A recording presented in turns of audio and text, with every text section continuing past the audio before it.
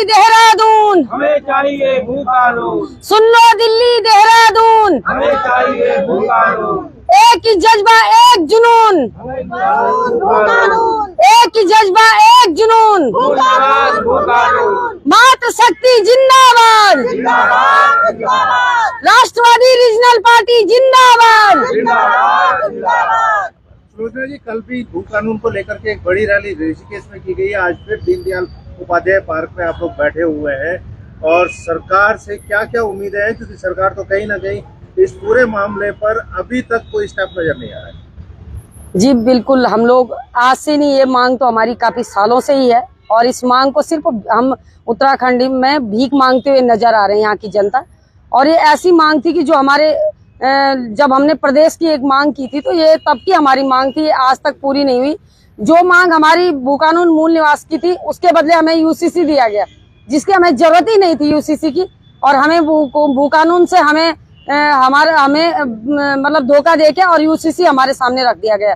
UCC कौन सा कानून है जिसकी हमें जरूरत है? इस समय जनता का एक तो चुनाव की प्रक्रिया थी, तो इन्होंने तुरंत चुनाव से भटकाने के लिए जनता के सामने यूसीसी को ले आए।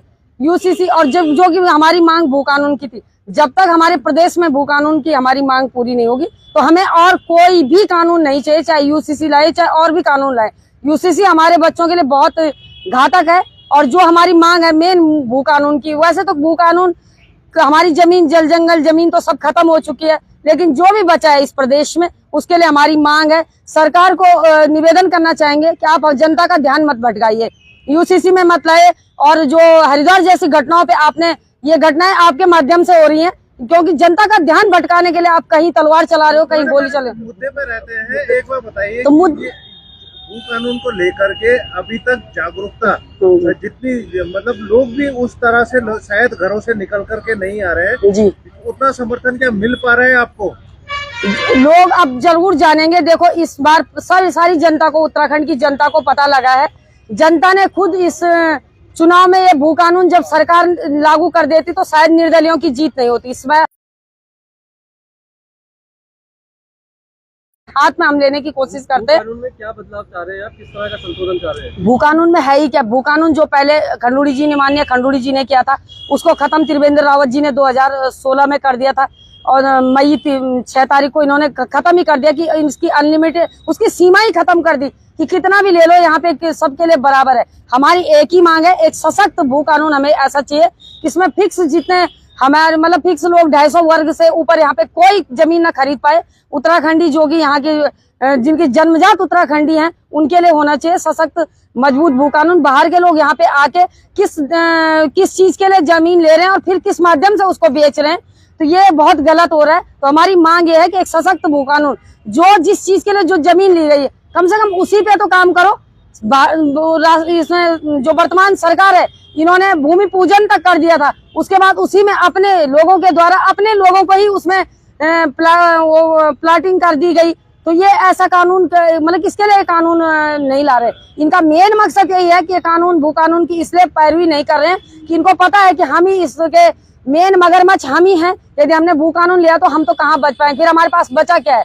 इसलिए सशक्त भू कानून की हमारी मांग है कि जनता को एक सशक्त भू कानून चाहिए कि जिसमें हर व्यक्ति, बाहर का कोई भी व्यक्ति, उसके एक लिमिट होगी कि बस इससे ऊपर वो कहीं जमीन नहीं ले सकता। और जो उत्तराखंडियों की जमीन, में पूरे उत्तराखंडियों से भी कहना चाहती हूँ कि अपनी जमीन को कम से कम ऐसे बाहर मत बेचिए कि औने पौने दामों पे आप अपनी जमीन की खरीद फरोख्त कर रहे हो, उसके बाद आपके बच्चे सड़कों पे भीख मांग रहे हैं।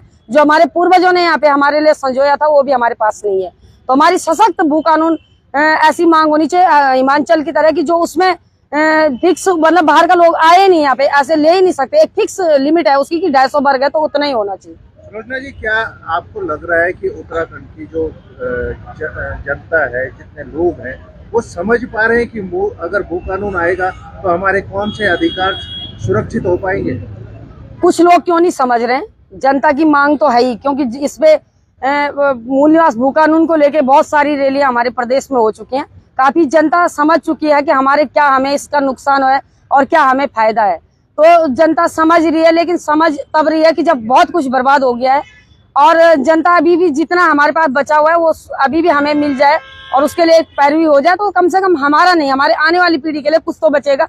आज के इस धरने के बाद में क्या रहेगा आपका ये स्वरूप, किस तरह का रहेगा इस आंदोलन के लिए? ये आंदोलन, अभी हम लोग चुनाव में बिजी थे तो थोड़ा सा अभी लोग, आज शादियां का माहौल है, नहीं तो आज यहाँ पे काफी जनता हमें दिखती, क्योंकि जनता ने हमें जो आशीर्वाद दिया है वो जनता हमारे साथ खड़ी होने को भी तैयार है।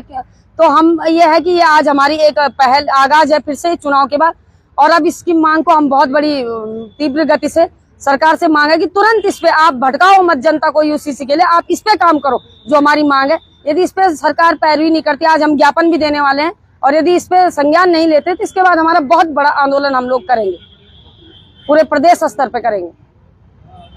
ठीक है।